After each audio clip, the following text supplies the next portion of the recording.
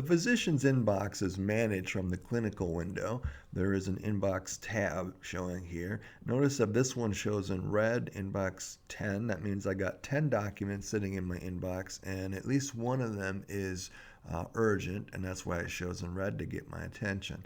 So I'm going to click on that, and then the inbox is broken up into 4 sub-tabs. We have messages, which includes phone messages. Here's a phone call. It's showing in red, and that indicates that's urgent. Refill requests, any documents that need to be signed, so particularly scanned documents that need the physician's signature would show up there. And then everything else is going to go to the reports tab. So this would include electronic lab results, any results that came back from imaging or consultants, basically anything that I need to review and sign off on will show in the reports tab.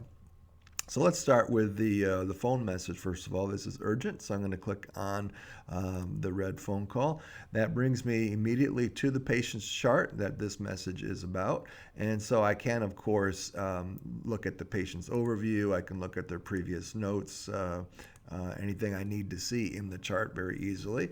And then at this point, I can simply respond to this message. So I am going to just hit the reply button here and say he needs an appointment ASAP, and then send that back to Molly, who sent me that message. And now that message is now out of my inbox. And if I flip over to the next tab, refills, these are my the electronic refills that came in. I have a half a dozen of those or so, and then I have a phone refill.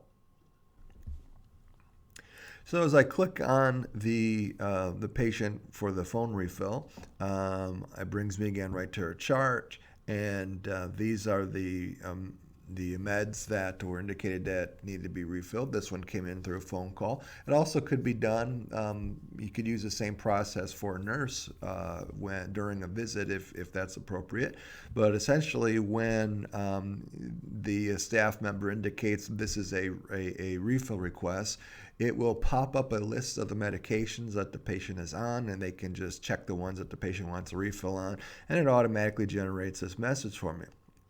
So notice that it tells me that what the medications are and that they're indicated in green in the chart. That makes it real simple for me. So I'll just go to the overview page, and there they are.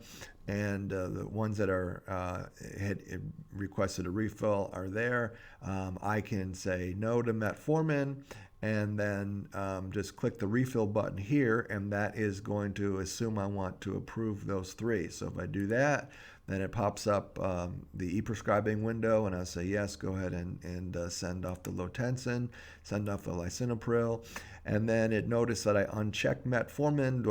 Do I want to deny the refill of metformin? I'll say yes, I want to deny that. And that's all there is to that.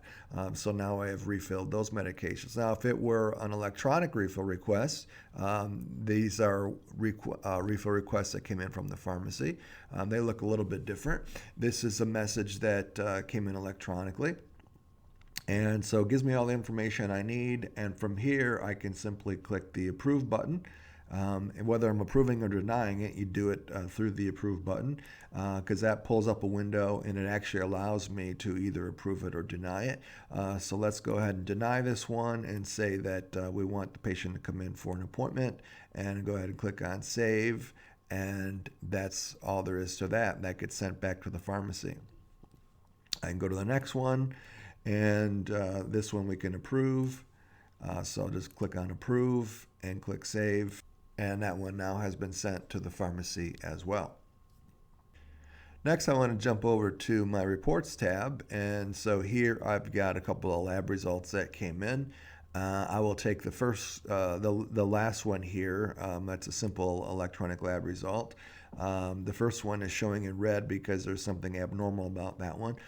So in this case, I'm reviewing this lab and there's no issue here. Nothing I really need to do except get it out of my inbox. So I can click on the initial button here. That's going to indicate that I've reviewed it, put my initials on the lab. And then the next thing would be to click the remove from inbox, which will obviously take it out of my inbox because I don't need it in there anymore. Or I can do that all in one step if I right click on the initial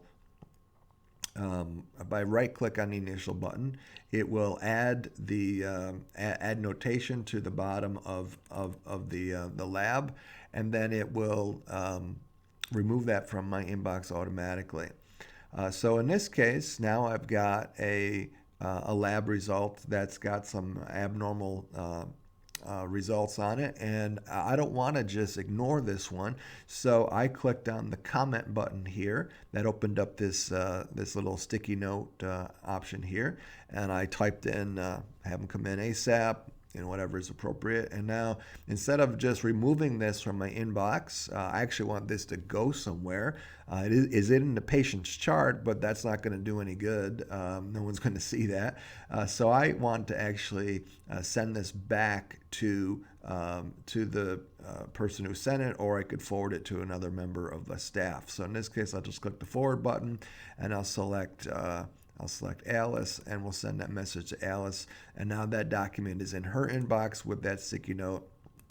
And the next thing that comes up is another result that came in. This one is a fax or scanned in document.